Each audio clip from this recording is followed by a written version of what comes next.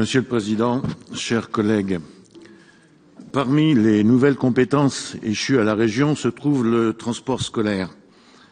On aurait pu croire que le département, plus proche des établissements, plus proche de la population et des entreprises de transport, aurait été plus apte à s'occuper de cette charge. Mais la loi NOTRe en a décidé autrement et la région, elle, a décidé à son tour, au niveau transport en général, d'homogénéiser l'organisation des transports sur le territoire régional. Ceci est une bonne chose puisque pour 25 €, les familles auront droit à la gratuité des transports scolaires et on parle là de 60 000 familles. De plus, pour accompagner cette réforme, la direction des transports et mobilité durable passera de 17 à 73 agents.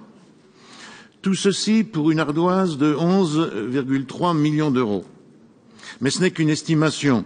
Nous pensons par conséquent qu'il est nécessaire d'attendre les résultats avant de s'engager plus en avant dans la gratuité, comme le propose le Césaire. En effet, une fois le principe de gratuité accepté, celui-ci ne connaît plus de limite.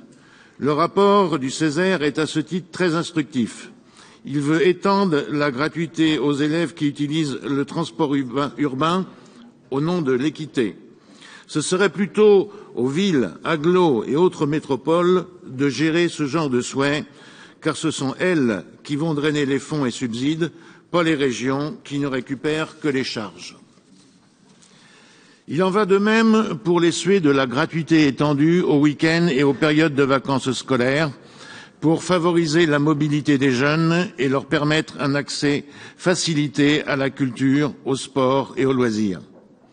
Idem pour l'extension de cette gratuité aux étudiants, apprentis et jeunes en formation.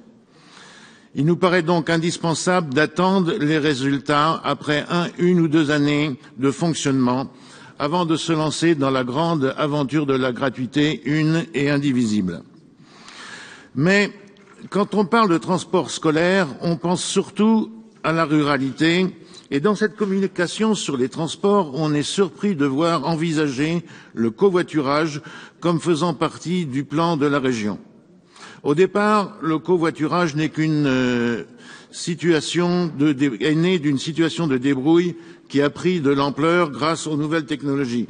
Je le répète, maintenant il est dans les plans de la région et une fois qu'une idée est dans les tuyaux, elle finit toujours par ressortir d'une manière ou d'une autre.